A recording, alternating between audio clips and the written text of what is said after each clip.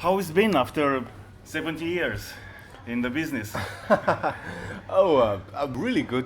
So, I mean, we are a bit more relaxed about it because we are not like 24/7 rock and rollers. Yeah. You know, we are more like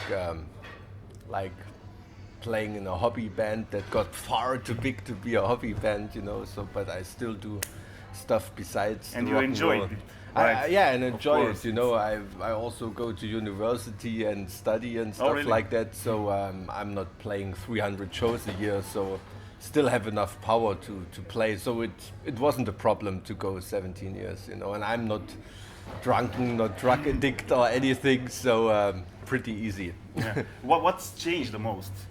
Like in the business? I mean, Yeah, apart the from way piracy and everything, the it's- way you get your money changed a lot. You know, you yeah. don't sell.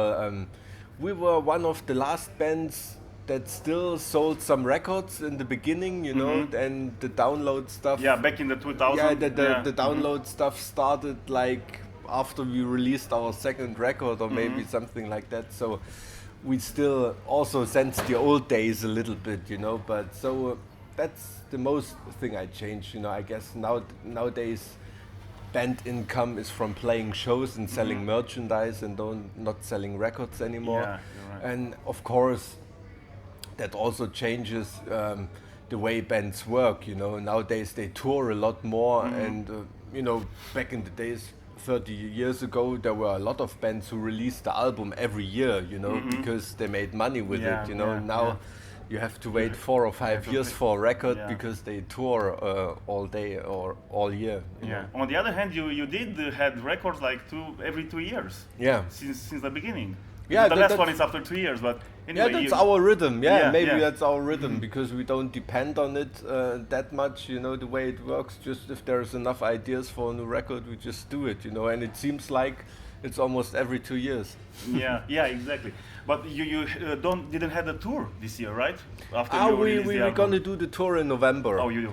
Yeah, because it came out in April, you know, and doing a tour there wasn't really possible for us because of some job and family stuff. And then in May, festival season already Yeah, starts, yeah, and so you it's can't better tour to- there. to- So to we have do the- it in fall. Okay, and, yeah. okay.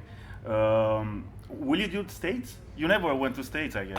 Once. Once. We went there once. I guess it was 2006 or something like that. It's quite some time. No, not 2006, 2008, I guess.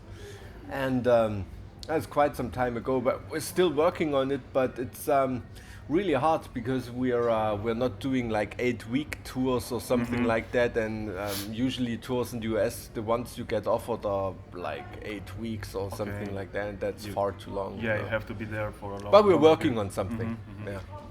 You would like to go there. If I they guess. let us in, yeah. It shouldn't be a problem. Okay, what I was listening to your entire discography, you know, again preparing Yeah. for the interview, and I noticed that you were very close to to all that metal back in the days, like Voltrauer and Yeah, like yeah. sound, you know, the Yeah. overall sound. Also hardcore, like from the voice point of view and so on. Nowadays, I guess that you are associated by a lot of people more with metalcore. How do you see yourself? Like more related to the metalcore scene or Yeah, death metal, melodic death metal?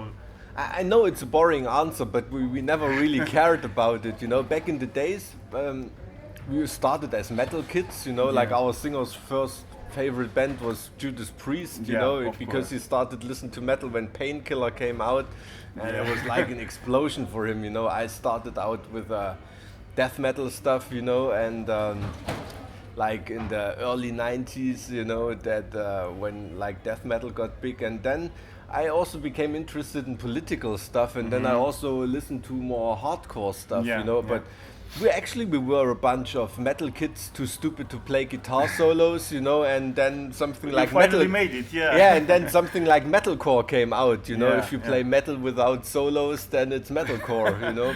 At least that's what it was back in the days, you know, Yeah. and with a political message. So the word metalcore wasn't even invented, Yeah, you know. yeah, you're right. And so if people think we're still metalcore, I guess we are a lot more on the metal side because we don't have these whiny vocals and stuff like that, you know. So we are a bit more aggressive than the average metalcore band, I guess.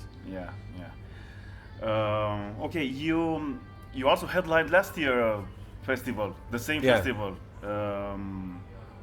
Why do you think that you came back after just 1 year? Oh, it was really fun, you know. And I mean, we are headlining the festival, of course. The festival takes place because Rammstein plays, and last year because Guns N' Roses plays. Yeah, you can put it this way, but we're kind of playing the day before the really big bands. It was a really cool surprise, you know, when we arrived here and we saw that big stage and the huge space. We were like, what the fuck, you know? I mean, this is like far too big for us, you know. But quite a lot of people showed up, and it was a really cool show, you know, even though there weren't people till the horizon, you know, but everybody had a lot of fun, and that's hopefully what we expect tonight as well, you know. So we come back, and also the organizers are really good friends of ours, so just having fun, you know, hanging out with the other bands. And you will.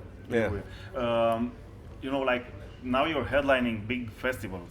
Okay, do you feel like you have more, I don't know, responsibility to bring some message to the kids, you know, Yeah, I think we don't want to preach on stage, you know, because the kids, you know, their parents tell them what to do, their teachers tell them what to do. If they work, their bosses tell them what to do, and then they go to a show at night and the band also tells them what to do, you know. That would be a bit boring for them. So we have our message in the lyrics and everything like that, and if you get into Heaven Shall Burn, then you find these messages and you can deal with it. But we don't want to put it as pressure on the people, you know, our opinion and our message. I think it's something they have to discover on their own, you know. I think that it's more worth and more sustainable, you know. Okay. I just have a couple of more questions. How that you have recorded and played so many covers? It's like the way you're paying tribute to the bands you love. Is this the reason that you have so many covers? It's I guess that you have on each album, right? It's different reasons, you know. I always confess that sometimes we cover a song because it was too obvious to steal the riff, you know. Then we just cover the whole song. And sometimes, like we did for Black Tears, we just wanted to introduce a really cool band to the kids, you know. Many kids don't know Edge of Sanity anymore, you know. And now it's a shame. and they can discover a really, really cool band. And like on our new record, we covered Blind Guardian, and we just did it as a homage because it was a really, really cool band and still is for us when we were kids, you know. And we also wanted to surprise people, you know. Nobody in Germany would ever expect a metalcore band to cover Blind Guardian, you know. Everybody was like, what the fuck are they doing, you know, when the news came out, and then everybody liked it, you know. Even the Blind Guardian singer joined us on the record. So the True Metal Police can't hang us high because Hansi Kirsch gave us his absolution, you know. So there are different reasons to do the covers. Okay. One more question.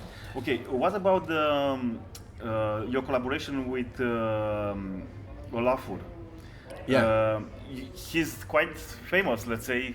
Nowadays, he will tour in Romania also in November, I guess. You were one of the first artists that he collaborate with. Actually, right? we discovered him.